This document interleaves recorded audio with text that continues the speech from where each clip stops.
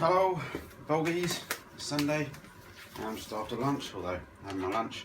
Left over some southern fried chicken in a bit of paper, and bread. My wife just gone out shopping, which is great.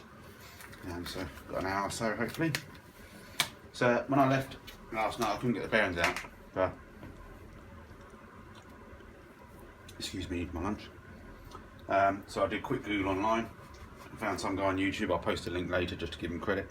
Well, we'll see if it works first before I give him credit. But basically what he did was he welded a bolt to the end of the bearing and used a big socket and wound the nut out and pulled it out. So we're going to give that a go. If that works, all good. So I'm still a bit dubious about the rusty one. But I've got the other arms from inside the house now. They're all painted up. So what I'm going to do is get all the nuts and bolts and stuff in them so they're all ready. And then we can put them away ready to be built up on the gearbox. So yeah, cool.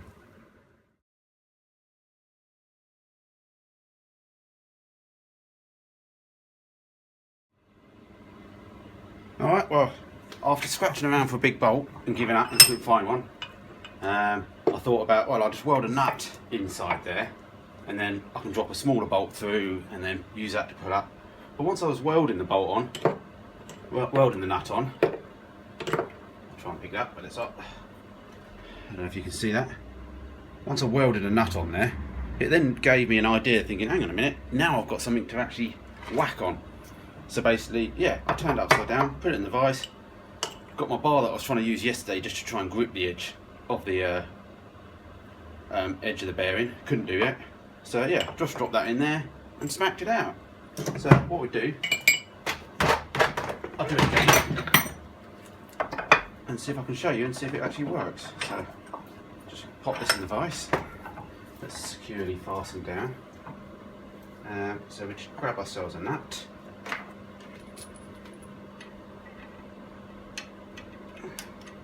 And that's just in there, just fits in there snug. So we then get the welder and weld that in there. So we'll just do that. So yeah, got that welded on. Nice and hot. Mostly heating it up as well really helps as well. I bet that really does loosen things off. So we'll get that back in the vise.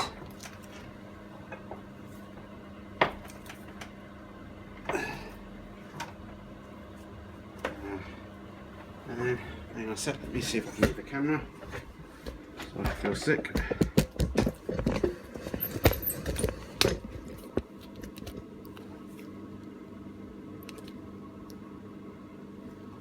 So we'll zoom in there. So we'll drop the old hole in the top, and now obviously it's actually hitting the bolt.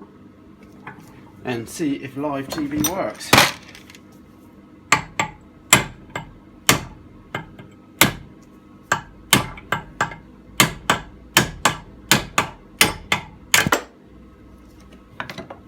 One bearing out.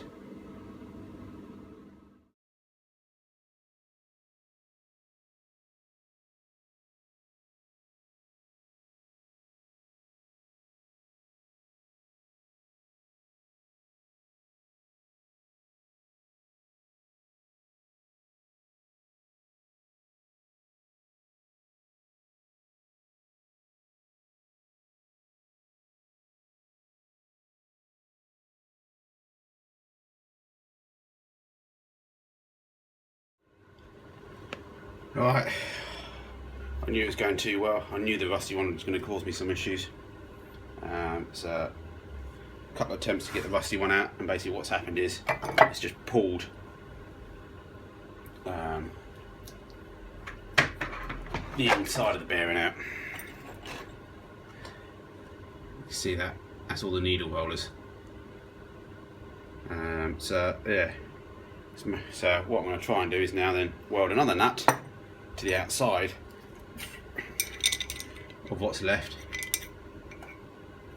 and see if I can knock it off.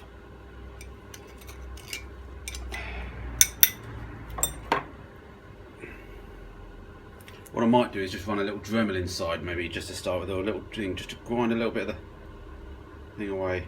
I might just try and hit the cage actually. I'm going to try and hit the cage first and see if I can bend the cage inwards and go with that method first.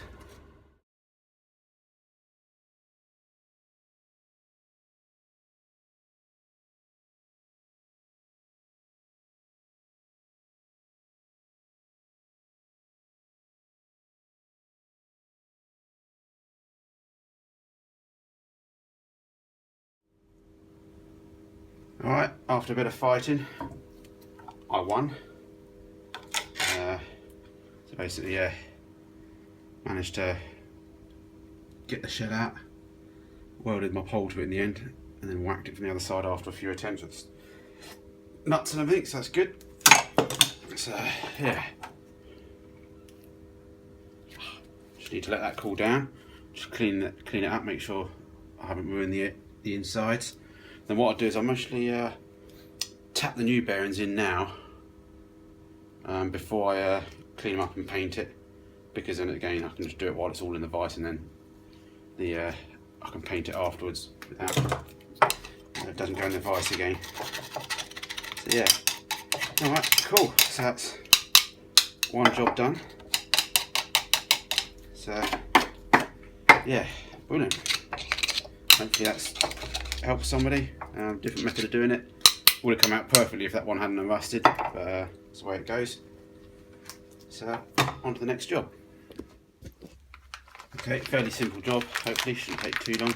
Just going to pop, don't even need to really do these now, but I'm just putting them all together just so I know everything fits and I can work out if I'm missing any nuts and bolts or anything like that. So basically, yeah, I'm just going to build up these suspension arms, bottom and top, bottom and the tie bars. Got poly bushes to go in both of them, so let's see how they go together.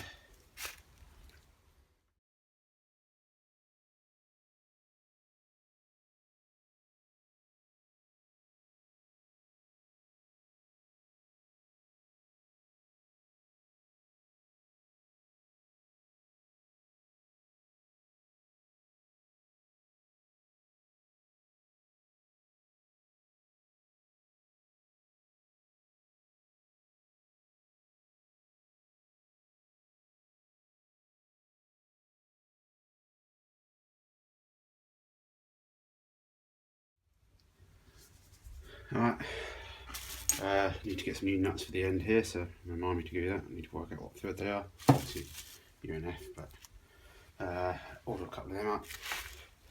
These went on alright. One side just needed the inside cleaning out where it rusted, so clean that up. A little bit of grease on there so they're tying up once they're in the car. So yeah, all good I think. So I just need some bolts for these tie bars, but they need to be have a little shank on them. But anyway, let's sort them out. Alright, next jobs.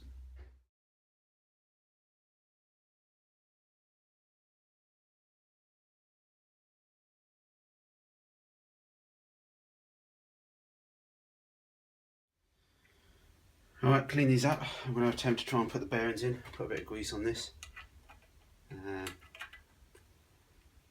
I guess the key thing is to keeping it dead square, which is easier said than done. Got a flat block here which I'm going to use to try and tap it down with, to try and keep an even tap around it. So I'm just going to go easy with it and see how it goes.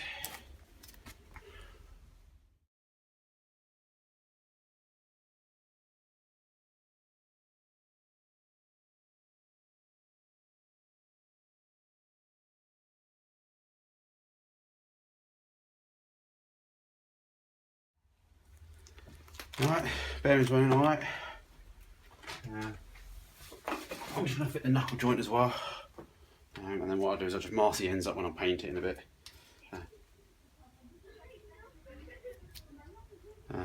What's worth doing is just before you put your knuckle joints in, if you're running high lows, just make sure they go in.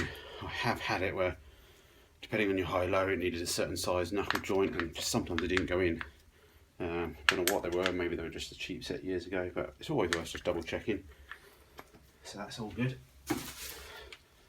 And yeah, so just put a little bit of grease on this and just try and tap it in. Always make sure there's a tiny little hole at the bottom. Make sure that's nice and clear, because again, the hydraulic effect of you pushing this in struggles to get in there. It will just stop going in like it's solid.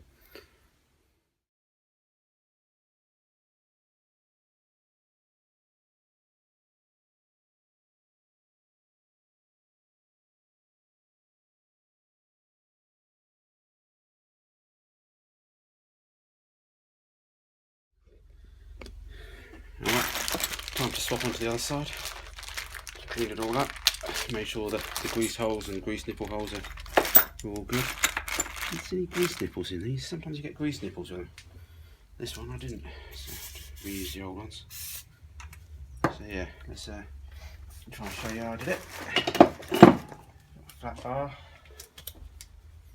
Got your aim here.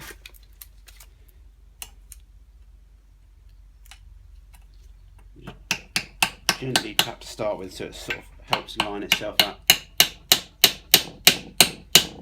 Don't need very big taps at all.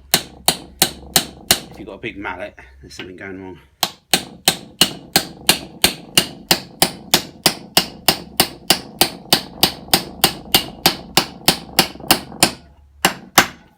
Gosh, done.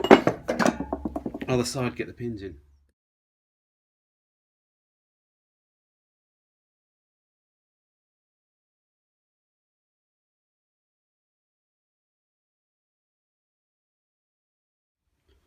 Alright, so the top arm done.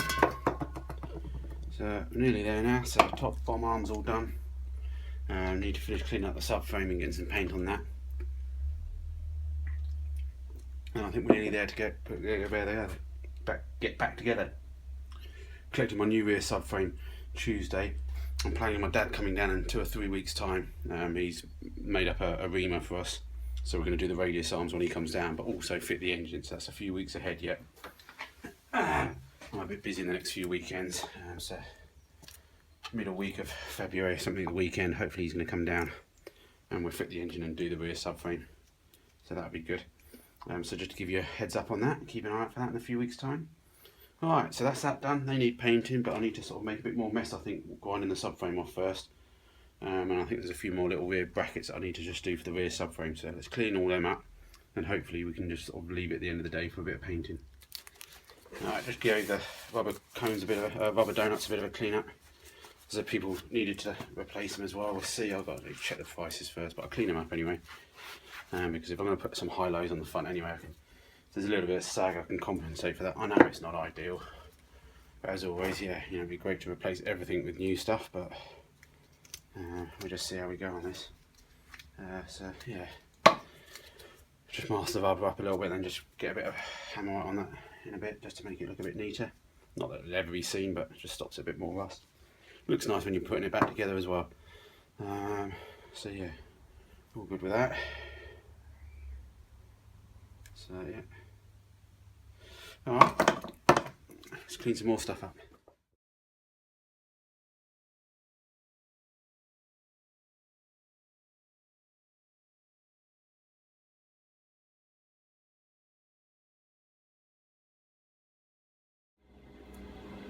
Just going to start on the steering rack as well. Just give it a bit of a wide brush already. Take the gaiters off, take the track rod ends off, and give it a bit more of a clean. Paint the main shaft, and put new gaiters on it and everything. And I've got new track rod ends on order. These ones definitely look a bit knackered, but the rest of the shaft. Steering rack seemed alright when it was in, so we'll just have to give it a go.